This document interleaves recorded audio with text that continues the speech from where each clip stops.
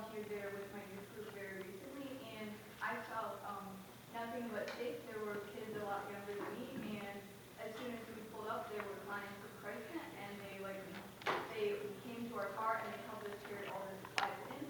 And the whole experience, cooking for them and serving them, it felt safe and it felt good, and it felt like a community. And I talked to the people, talked to them about if they were in, and they were we both talked about being vegetarian. So I just wanted to point out that there are people too, and I think that's what a lot of people are forgetting.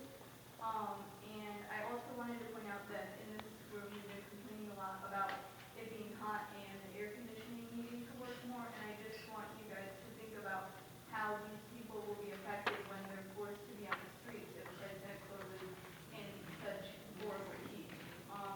And I think the churches and ChristNet have both proven that they really want to work with the community, and if there are issues and they want to solve them, so you shouldn't take away their license. You should work with them to try to find a solution, because closing the facilities isn't going to do anything except exacerbate the problem.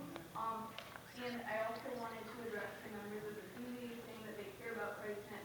They do not. They are just saying that, and they want to feel better about themselves, but then they're going to go home to their house and they're going to look down on these people because they don't have the privilege that they do of owning it.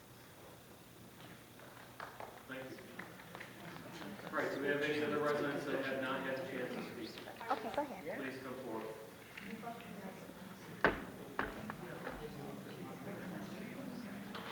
I'd like to say that I was on the list, but I hadn't indicated that I wanted to speak. Okay, My name is changing your name. Go ahead. Lentner.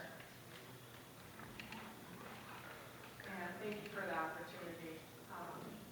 I have a couple of things to say, and I wasn't going to say anything, so sorry about that. First of all, I understand and I feel for the residents of Newark. I can't imagine what your families have gone through, what they've experienced. In addition to that, I volunteered for ChristNet for about the last 6 or 7 years. I was a youth director at our church. We've had youth volunteer, cook meals, serve, make blankets, various things, work with the overnight shelter. And we've never had a bad experience that these residents have experienced. But I believe it's because the guests that are involved, they're so desperate to leave this life that they're living in and move forward and become successful or go back to being successful. Many of them were successful in the bottom of the line. My last thing I'd like to say is I understand that the city wants to revoke our license. But I also understand, or at least I've heard, that in 90 days, they're considering reopening two-way metro, who, in cooperation with ChristNet, began this effort. And so my question is, what's going to be different if Wayne comes in and just reopens those doors and sweeps the floors and cleans the bathroom and starts all over with what ChristNet's been doing? What is going to be different? Besides the fact that these residents are going to have 90 days where these homeless people who come for breakfast, lunch, and dinner and to get out of the weather and do their laundry, now they're not going to have that. Guess where they're going to be? They're going to be in your laundromats.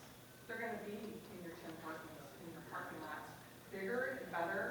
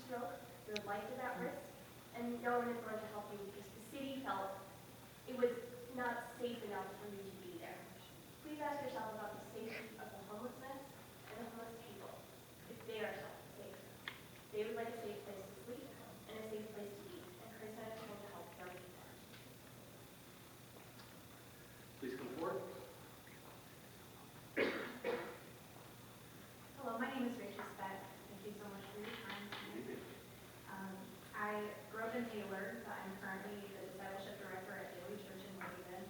In February, we housed a group of about 30 people from ChristNet, and I served on the nighttime shift, so it was about 12 hours every single day with these people.